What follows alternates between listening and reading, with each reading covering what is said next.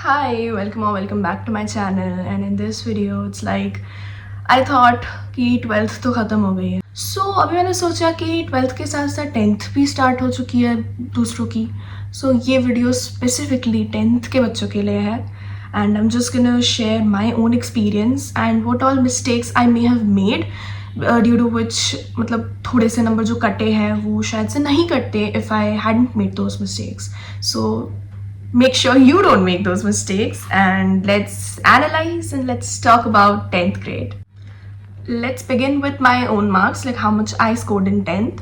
I scored 95.6% overall and I feel so good. Like जब मैं घर आई थी और मैंने रिजल्ट सुने थे, एक तो आई वॉज इन स्कूल जिस दिन हमारे रिजल्ट डिक्लेयर हुए थे उस दिन I was in school and फिर वहाँ पर सब लोग ऐसे शुरू हो गए कि रिजल्ट निकल गया बिकॉज तब निकल गया था. And then as soon as I got home और उसके बाद मतलब तब तक already my mom had checked my results and वही पता चल चुका था कितने आए हैं and I was so happy. Like of course उससे ज़्यादा मिलते तो मतलब मैं चाहती भी कि उससे ज़्यादा मिले बट लाइक मेरा गोल था उस साल 95 से ऊपर लाना है. So it was good. It wasn't the highest I would से but whatever it was, I loved it. Because मैं अभी वो क्रिंज हरकत नहीं करना चाहती और मैं ग्रेटफुल होना चाहती हूँ अपने मार्क्स के लिए. So I'm not gonna crib about my marks जो कि इतने ज़्यादा ही अच्छे थे. So I'm not gonna crib about them. I'm gonna be grateful because yes, I am really grateful about that. This one tip, this I also said during that felicitation thing that happened in my society on Republic Day. Video नहीं देखा है, अगर वो वाला भी vlog है, अगर नहीं देखा है तो लिंक इन डिस्क्रिप्शन बॉक्स देख ज़रूर लेना. चेक इट आउट है एक बार कि क्या हुआ था, कैसे मिला था अवार्ड वगैरह वो सब.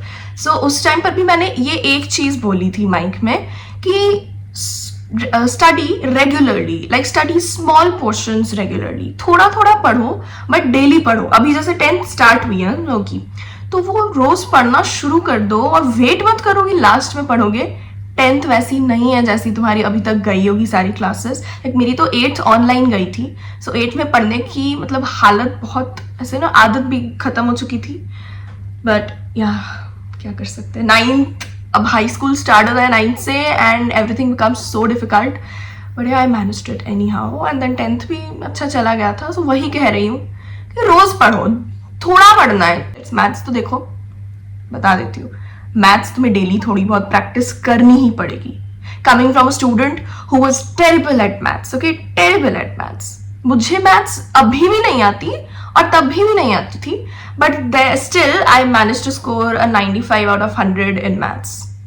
सो यू गेट इट. अभी you don't really require tuitions. Like it is up to you कि तुम लोग को ट्यूशंस लेनी है या नहीं. I personally took tuitions. मैं ऐसी हूँ ना, मैंने हमेशा से ही ट्यूशन गई हूँ.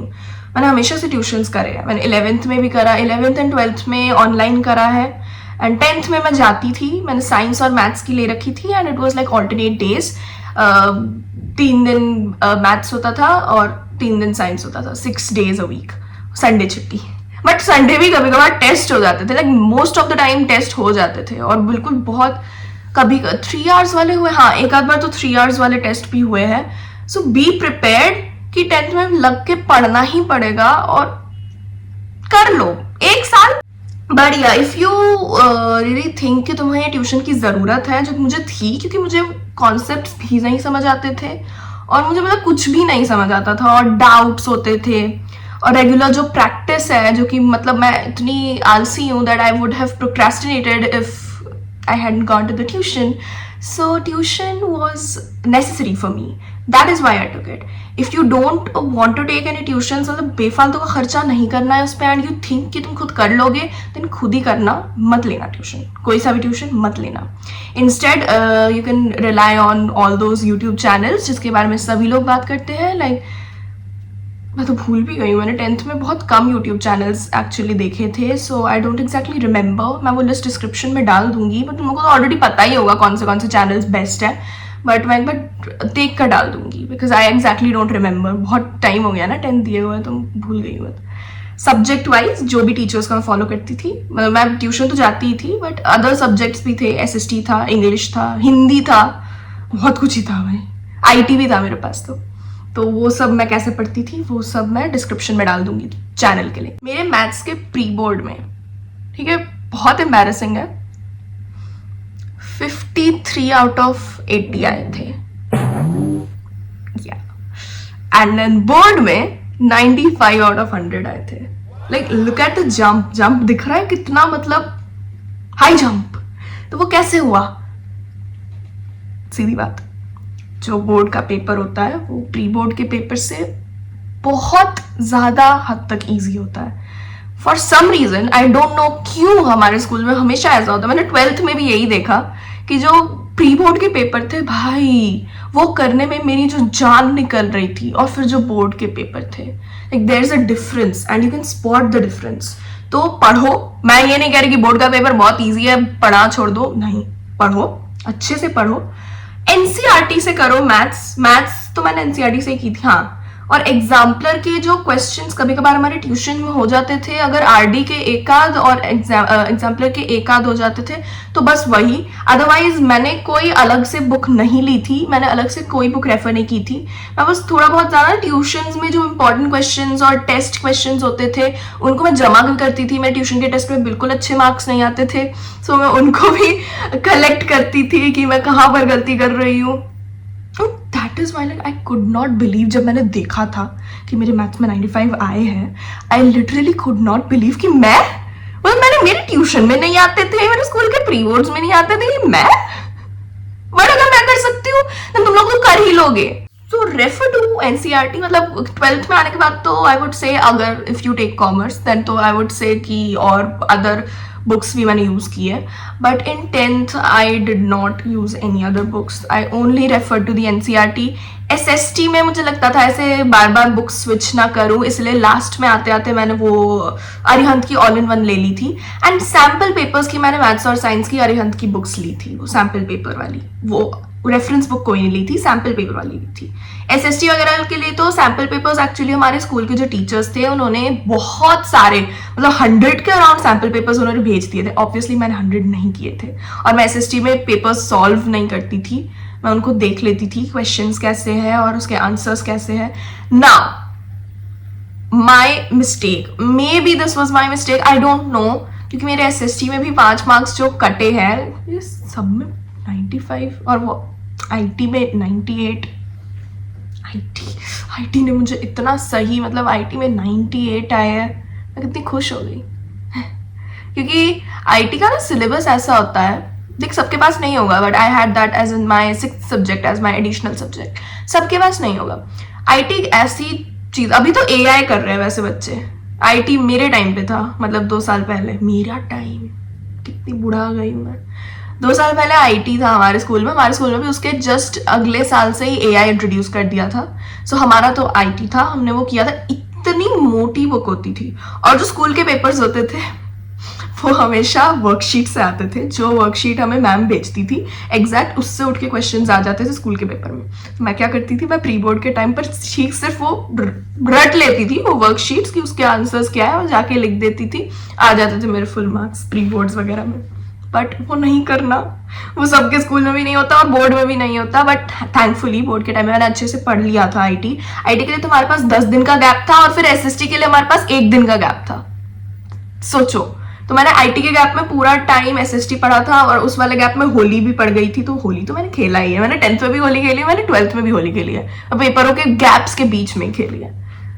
बट लाइक ये बस बैलेंस है ना, मतलब खेलो उस दिन पढ़ो भी, ये वही कह रही हूँ कि इफ यू थिंक कि नहीं खेलना तो फिर बिल्कुल ठीक है, बट अगर नहीं तो चाहते हो कि, मतलब ऐसा मत सोचो कि होली हर साल आती है, ऐसा सोचो कि यू ओनली लिव वंस। ये लो, ये सैम्पल पेपर की बुक ले लो, क्योंकि सैम्पल पेपर्स मैंने क्या है, एसएसटी में तो 100 में से मैंने थोड़े से ही करे थे, देख देख के कर लिया था, बट तुम लोग चाहो तो राइटिंग प्रैक्टिस के लिए कर सकते हो। इंग्लिश की मैंने करी थी राइटिंग प्रैक्टिस, एक सैम्पल पेपर की करी थी बस, बाकी सारे मैंने वैसे ही देख लिए थे। और कितने, मैक्सिमम 5 to 6 सॉल्व कर लो, मतलब देख लो कम से कम, या सॉल्व करना है तो कर लो, मे बी उससे तुम लोग के मार्क्स मेरे से ज्यादा आ जाए। That could have been one of my mistakes. So ये भी बात है कि if you have an additional subject like I did, then उसको इग्नोर मत करना प्लीज, उसको भी पढ़ना, तुम्हारे जो भी एडिशनल सब्जेक्ट है, मे बी AI होगा या अगर कुछ और भी है, उसको प्लीज़ इग्नोर मत करना। वो तुम्हारा स्कोर बहुत अच्छे से बढ़ा सकता है, ठीक है। उसको इग्नोर नहीं करना। मैंने कोई इग्नोर नहीं किया, ठीक है। वो उसी में सबसे ज़्यादा आए थे मेरे एडिशनल सब्जेक्ट में, बिकॉज वो बहुत ईजी होता है। थोड़ा सा पढ़ लो, वो बहुत आसानी से निकल जाएगा। बहुत ईजी होता है एडिशनल सब्जेक्ट। सो प्लीज़ वो, क्योंकि देखो किसी भी और सब्जेक्ट में अगर लटक गए ना थोड़ा सा, तो वो एडिशनल सब्जेक्ट में बचा लेगा। बेस्ट ऑफ 5 काउंट किया जाता है, तो 6 सब्जेक्ट्स में से जो टॉप 5 मार्क्स आते हैं उसी को काउंट किया जाता है। तो उसी के बेसिस पर काउंट किया जाएगा। और अगर किसी एक सब्जेक्ट में थोड़े कम आ गए या मान लो फेल ही हो गए, ना हो, बिल्कुल नहीं होना फेल, तो वो एक सब्जेक्ट में ऊपर ले जाएगा और बचा लेगा, तुम्हारी परसेंटेज भी बढ़ा देगा। अपने स्कूल के टीचर से भी हेल्प लो, ठीक है। And do as many practice papers as you can. PYQs देखो, PYQs के मैराथन्स होते हैं, वीडियोस होते हैं, मतलब अभी नहीं होंगे ऑब्वियसली PYQ के मैराथन, वो सब सेशन के एंड में होते हैं। और सैम्पल पेपर्स भी सेशन के एंड में ही लगाने हैं। अभी डोंट डू एनीथिंग, अभी जस्ट स्टडी, ठीक है। हर रोज बैठो, पढ़ो, हर रोज बैठ के पढ़ो, ठीक है। हर रोज करना पड़ेगा, एक साल तो करना ही पड़ेगा। थोड़ा ही सही करो। और मैथ्स रेगुलरली प्रैक्टिस करना पड़ेगा। मैं तो ट्यूशन जाने के बावजूद, डेली करने के बावजूद, पूरे साल इतनी गंदी हालत थी मेरी मैथ्स में, बट लास्ट में तो हो गया ना, तो करना है, उस और ज्यादा लाने हैं। और इंग्लिश को एकदम भाव नहीं दिया, ये नहीं करना है। इंग्लिश को रोज नहीं करने कह रही मैं, आइदर पिक इट हफ्ते में एक बार, या फिर if you are very confident in English कि कर ही लोगे, तो फिर जब भी जो भी पेपर आ रहा होगा, जैसे कोई PT 1 वो सब आने लगे, यूनिट टेस्ट वो सब हो रहे हैं, उससे पहले पढ़ लिया, उसके बाद फिर से रिवाइज करने के लिए मिड टर्म से पहले रिवाइज कर लिया, फिर प्री बोर्ड्स जितने होंगे उससे पहले रिवाइज कर लिया। बोर्ड्स तक तो तुम्हारा अच्छे से इंग्लिश होना ही चाहिए। बोर्ड्स तक ऐसा होना चाहिए कि इंग्लिश बिल्कुल अच्छे से आती हो। ये नहीं कि बोर्ड्स तक छोड़ के रखना है कि हम तो बोर्ड्स के एक दिन पहले इंग्लिश कर लेंगे, नहीं, कर लोगे, पर क्या अच्छा करोगे। So good luck. आज से ही शुरू कर दो या कल से शुरू कर दो। एक्चुअली कल कभी आता नहीं, तो आज से ही शुरू कर दो। एंड अभी तो टाइम है बोर्ड के एग्जाम्स में, बट ये मत सोचो कि टाइम है तो बाद में पढ़ लेंगे, पढ़ना शुरू कर दो, ठीक। Well that is it for this video. Please subscribe, और मुझे ऐसे वीडियोस बनाने में बहुत मजा आता है। सो या प्लीज सब्सक्राइब, एंड ऑल्सो पसंद आई हो तो लाइक कर देना। And also comment down below कि तुम्हें कितने मार्क्स लाने हैं इस साल बोर्ड्स में, 10th वाले बच्चे कितने लाने हैं। And I will see you guys in the next one. Bye.